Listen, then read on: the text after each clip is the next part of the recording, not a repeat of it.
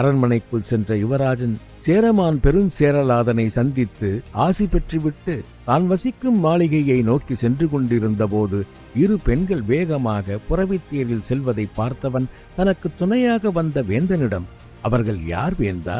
சோழ தேசத்து பெண்களைப் போன்று தோன்றுகிறார்களே, அவர்களுக்கு இங்கு கருவூரில் என்ன வேலை என வினவினான். இளவரசே, அவர்கள் புகாரை சேர்ந்தவர்கள். புகாரை சேர்ந்தவர்களா?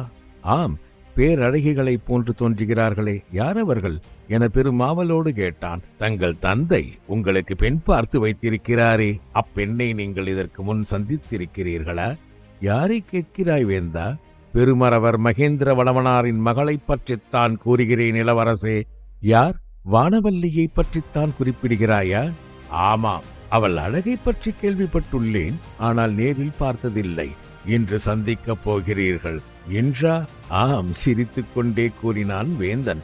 வேந்தா, பீடிகை போட்டு பேசியது போதும், இன்று நான் வானவல்லியை சந்திப்பேனா? எப்படி? பெரும் ஆர்வத்துடன் கேட்டான்.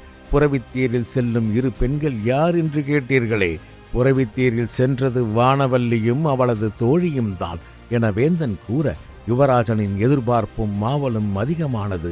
உடனே அங்கிருந்து தனது வீரர்களை அழைத்த யுவராஜன், இதோ சற்று முன் இரு பெண்கள் சென்றார்கள் அல்லவா, அவர்களை யுவராஜன் தனது விருந்தினராக அழைத்திருக்கிறார் என கூறி நமது விருந்தினர் மாளிகைக்கு அழைத்து சென்று சிறை வையுங்கள். சிறை என்றால் கடுங்காவல் அல்ல, வீட்டுச் சிறை. மாளிகையில் அனைத்து வசதிகளையும் செய்து கொடுங்கள்.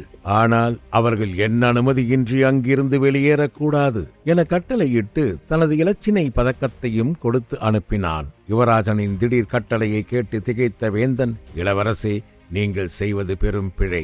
அப்பெண்ணை தான் உங்களுக்கு மணமுடிக்க உங்கள் தந்தை திட்டம் வகுத்திருக்கிறார். இந்நேரத்தில் நீங்கள் அப்பெண்ணை சிறை வைக்க முயல்வது பெரும் சங்கடத்திற்கு வழிவகுத்துவிடும். வேந்தா, நீ நாளை நடக்கப் போவதை பற்றி பேசுகிறாய். நான் இன்று நடக்க வேண்டியதை பற்றி சிந்திக்கிறேன். புகார் தலைவனாக பொறுப்பேற்கச் சென்றபோது செங்குவீரனால் ஏற்பட்ட அவமானத்தை என்னால் இன்னும் மறக்க இயலவில்லை. செங்குவீரன் காதலிக்கும் பெண் இவள்தானே? இவளை சிறை வைக்கப் போகிறேன். முடிந்தால் செங்குவீரன் வந்து மீட்டுவிட்டு போகட்டும். செங்குவீரன் தான் மாளிகையிலேயே வளவனோடு எரிந்து போய்விட்டானே, அவனை பழிவாங்கும் நேரம் இதுவல்ல இளவரசே.